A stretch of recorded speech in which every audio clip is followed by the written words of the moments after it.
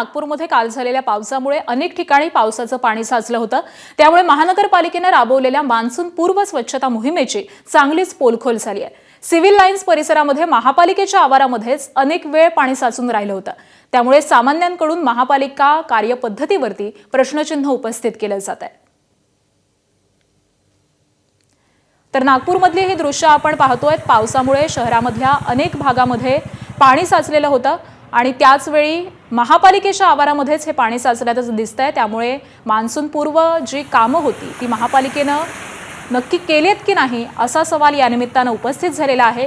महापालिकेच्या एकूणच कार्यपद्धतीवरती नागरिकांकडून प्रश्नचिन्ह उपस्थित करण्यात आलेलं आहे, कारण नाले सफाईची या पावसामध्ये पोलखोल झालेली आहे। नागपूरमध्ये अनेक ठिकाणी पाणी साचलेलं होतं, रस्ते हे जलमय झालेले होते आणि त्यामुळे नागरिकांना नाहक त्रास सहन करावा लागलेला होता।